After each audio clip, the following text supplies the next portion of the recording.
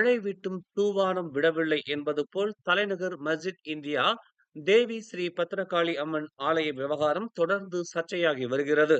இதற்கு என்னதான் தீர்வு என்று தெரியாமல் ஆளாளுக்கு அறிக்கை விட்டுக் கொண்டிருப்பதும், அதற்கு வாட்ஸ்அப்பில் பதிலுரைகள் வந்து கொண்டிருப்பதும் ஒரு தொடர்கதையாக இருக்கின்றன.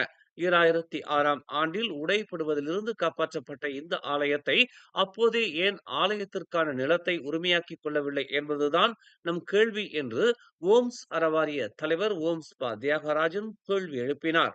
அதே ஆண்டில்தான் முன்னாள் அமைச்சர் டதஸ்ரீ துன் சாமிவேலு அரசாங்கத்திடம் பேசி நிலத்தை காப்பாற்றியதாக புலனத்தில் பகிரப்பட்டு வருகிறது. அதற்காக துன் சாமிவேலுவை நாம் பாராட்டித்தான் ஆக வேண்டும். அவரின் முயற்சியால் ஆலயம் அப்போதே உடைப்படுவதிலிருந்து காப்பாற்றப்பட்டுள்ளது. அதற்காக அவருக்கு இந்த வேளையில் சமுதாயத்தின் சார்பாக நன்றி சொல்ல வேண்டும். ஆனாலும் அப்போது காப்பாற்றப்பட்ட ஆலயத்திற்கு ஏன் அப்போதே நிலத்தை உரிமையாக்கிக் கொள்ளவில்லை என்ற கேள்வி எழாமல் இல்லை. இது யார் தவறு என்கிற கேள்விதான் எழுகிறது. இவையெல்லாம் தேசிய முன்னணி ஆட்சி காலத்தில் நடந்தவைகள் என்பது அனைவரும் அறிவர். அப்போதே அன்றைய பிரதமரிடத்தில் பேசி வாங்கி இருக்கலாம். அதையும் செய்யவில்லை. இப்போது பிரச்சனை முற்றிய பிறகு வியாக்கியானம் பேசிக் கொண்டிருக்கிறோம். குழந்தை பிறந்தவுடன் பிறப்பு பத்திரம் எடுக்க முயற்சிகள் மேற்கொள்ள வேண்டும். அப்போதுதான் அடையாள அட்டை எடுப்பது சாத்தியமாகும். அடையாள அட்டை எடுக்கும் நேரத்தில் பிறப்பு பத்திரம் இல்லை என்றால் அதற்கான சிரமத்தை எதிர்நோக்க நேரிடும் என்றும், இப்போது அதுதான் நடந்து கொண்டிருக்கிறது என்றும் ஓம்ஸ் பா தியாகராஜன் தெரிவித்தார்.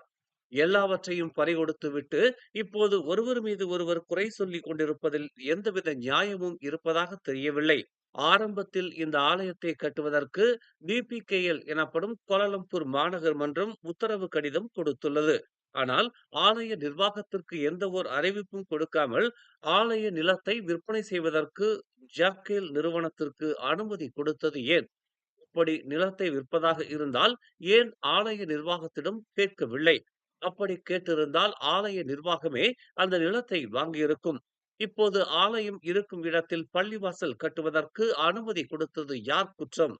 இந்த செயல் ஒரு இனவாத செயல் என்றுதான் சமுதாயம் கருதுகிறது.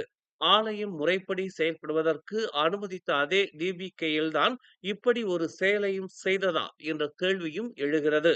இருந்த போதிலும் ஆலயம் உடைக்கப்படாது என்றும் சுமூகமான தீர்வு காணப்படும் என்றும் பிரதமர் டதஸ்ரீ அன்வார் இப்ராஹிம் கூறியிருப்பது வரவேற்கத்தக்கதாகும். ஆலயத்தை மாற்று இடத்திற்கு கொண்டு செல்ல ஏற்பாடுகள் நடந்து வருகின்றன என்கிற தகவலும் நமக்கு கிடைத்துள்ளன.